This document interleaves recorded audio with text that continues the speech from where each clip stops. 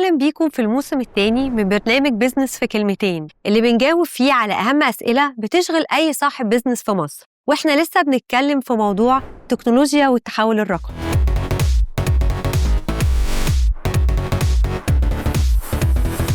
دلوقتي أي شركة عندها بيانات كتيرة جدا، بيانات عن العملاء، بيانات عن حركات العملاء جوه الموبايل أبليكيشن أو الويب سايت بتاعهم، بيانات على شكاوى العملاء، بيانات على الهيلب، إيه الحاجات اللي العميل مش عارف يستخدمها فبيطلب هيلب. دي كلها بيانات كتيرة جدا ممكن نجمعها ونعمل داتا أناليسز ويبقى عندنا إنسايتس أكتر على العميل وعلى احتياجاته، فبالتالي نقدر ناخد قرارات أحسن أو نقدر نحسن المنتجات اللي موجودة على الموبايل أبليكيشن دي أو الويب سايت.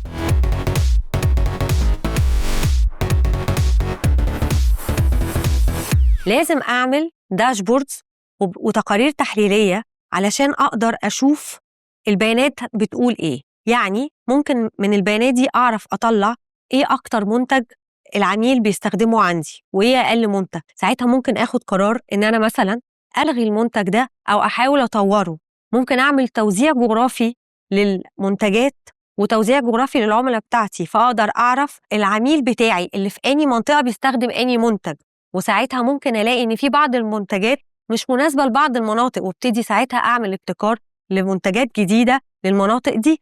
حاجات كتير ممكن نعملها كمان. ممكن نعمل customer segmentation، أقدر أعمل segmentation للعميل بتاعي، وكل segment من دول أعرف أذاكره أكتر وأفهم العميل احتياجاته أكتر فيه إيه، وبالتالي أقدر أعمل ابتكار لمنتجات مناسبة لكل segment لوحده. وده مش بيأثر بس على ربحية الشركة، ولكن بيأثر على درجة ولاء العميل للشركة ورضاه عنها. والكلام ده ممكن نعمله بمنتهى السهولة بدون تكلفة.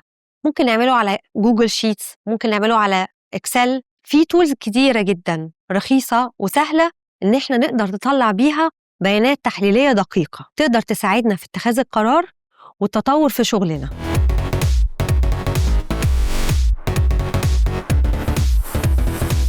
حوكمة البيانات هي المنظومة أو السياسة اللي إحنا بنحطها لتأمين البيانات. طيب ليه هي مهمة؟ علشان مفيش عميل هيبقى مطمن ومستريح لو هو عنده شكوك إن البيانات بتاعته تكون متسربة، وفي نفس الوقت هو بيعكس على صورة الشركة وأدائها لما تبقى شركة معروف إن هي آمنة وبتحمي بياناتها ومفيش أي شكوك حول تسرب البيانات منها. الخلاصة، البيانات المخزنة دي وقود الشركة اللي بيخليها تشتغل وتكبر أكتر.